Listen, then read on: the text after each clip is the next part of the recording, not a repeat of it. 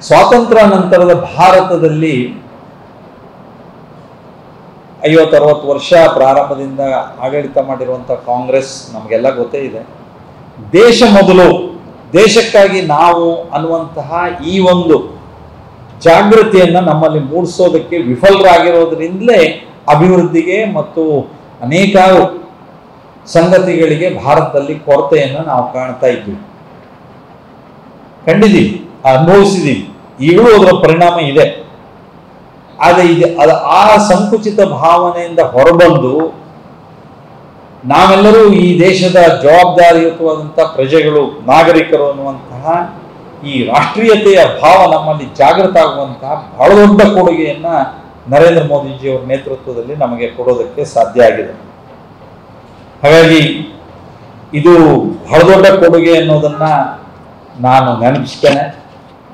ದೇಶದ ಜನರಲ್ಲಿ ಯಾವ ಕೀಳರಿಮೆಯ ಭಾವ ಇತ್ತು ಅದೆಲ್ಲವೂ ದೂರವಾಗಿ ನಾವು ಮುನ್ನಡಿಬಹುದು ಅನ್ನುವಂತಹ ಒಂದು ರಾಷ್ಟ್ರಾಭಿಮಾನ ಜಾಗೃತವಾಗಿರುವಂತಹ, ಸ್ವಾಭಿಮಾನ ಜಾಗೃತವಾಗಿರುವಂತಹ ಜನ ಸಮುದಾಯವನ್ನು ಕಾಣ್ತಾ ಇದ್ದೇವೆ. ಇದು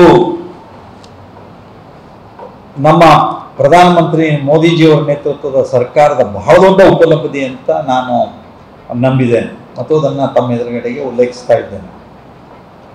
ನಮ್ಮ ಈ 11 ವರ್ಷದಲ್ಲಿ ಸೇವೆ, ಉತ್ತಮ ಆಡಳಿತ ಮತ್ತು ಬಡವರ ಕಲ್ಯಾಣದ ಬಗ್ಗೆ ನಾವು ಆದ್ಯತೆಯಿಂದ ಕೆಲಸ ಮಾಡಿದ್ದೇವೆ.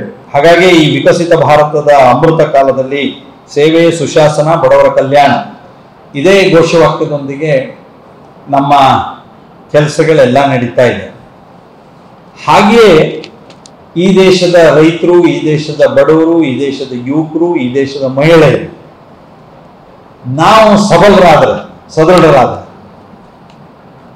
ಈ ವಿಕಸಿತ ಭಾರತದ ನಿರ್ಮಾಣದಲ್ಲಿ ಬಹಳ ದೊಡ್ಡ ಕೊಡುಗೆಯನ್ನ ಕೊಡಬಹುದು ಅನ್ನುವಂಥದ್ರ ಹಿನ್ನೆಲೆಯಲ್ಲಿ ಈ 4 ವಿಭಾಗದ ಕ್ಷೇತ್ರದ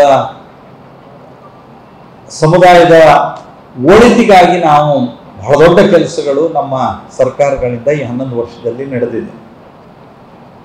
ನಾನು ಆ ಎಲ್ಲ ವಿವರಗಳನ್ನು ಹೋಗೋಕ್ಕಿಂತ ಮೊದಲು ಇದಕ್ಕೆಲ್ಲದಕ್ಕೂ ಸಂಬಂಧಪಟ್ಟಂಥದ್ದು ಇವತ್ತು ಇನ್ನೊಂದು ಉಪಲಬ್ಧಿ ಏನು ಅಂತ ಕೇಳಿದರೆ, ಭಾರತ ಜನರಿಗೆ ನಮಗೆ ಹೆಂಗೆ ಒಂದು ಜಾಗೃತಿ ನಿರ್ಮಾಣ ಆಗಿದೆಯೋ ನಮ್ಮ ದೇಶದ ಬಗ್ಗೆ, ಹಾಗೆಯೇ ಜಗತ್ತಿಗೆ ಭಾರತದ ಶಕ್ತಿ ಏನು ಅಂತ ಗೊತ್ತಾಗುವಂತೆ ಈ 11 ವರ್ಷದಲ್ಲಿ ಮೋದಿಜಿಯವರ ನೇತೃತ್ವದ ಕೊಡುಗೆ ಇದೆ. 11 ವರ್ಷದ ಹಿಂದಿನ ಚಿತ್ರಣ ನೀವು ತೆಗೆದುಕೊಳ್ಳಿ, ನಾನು ಬಹಳ ವಿಶ್ಲೇಷಣೆ ಹೇಳೋದಿಲ್ಲ. ಭಾರತ ಅಂದರೆ ಭ್ರಷ್ಟರ ದೇಶ, ಹಗರಣಗಳ ಸರಮಾಲೆ ದೇಶ. ಭಾರತ ಅಂದರೆ ಬಡವರ ದೇಶ, ಭಿಕ್ಷುಕರ ದೇಶ. ಭಾರತ ಅಂದರೆ ಹೇಳುತ್ತಿದ್ರಲ್ಲ ಹಾವಾಡಿಗರ ದೇಶ. ಅಂದರೆ ಭಾರತದ ಬಗ್ಗೆ ಅತ್ಯಂತ ನಿಕೃಷ್ಟವಾದಂತಹ ಭಾವನೆಗಳನ್ನು, ಮಾತುಗಳನ್ನು ನಾವು ಕೇಳ್ತಾ ಇದ್ವಿ.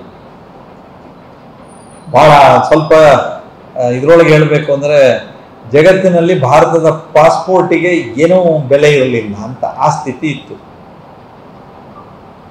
ಅಂದರೆ ಯಾರು ಭಾರತೀಯರು ಹೋಗ್ತಾರಲ್ಲ, ನಮ್ಮ ಪಾಸ್ಪೋರ್ಟ್ ನೋಡಿದ ತಕ್ಷಣನೇ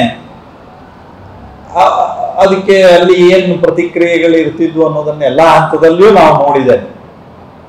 ಆದರೆ ಈ 11 ವರ್ಷದಲ್ಲಿ ಮೋದಿಜಿಯವರ ನೇತೃತ್ವದಲ್ಲಿ ಜಗತ್ತಿಗೆ ಭಾರತದ ಶಕ್ತಿ ಗೊತ್ತಾಗುವಂತೆ ಆಗಿದೆ. ನಾವು ಅದಕ್ಕೆ ಹೆಮ್ಮೆ ಪಡಬೇಕು. ಇವತ್ತು ಭಾರತ ಇಲ್ಲದೆ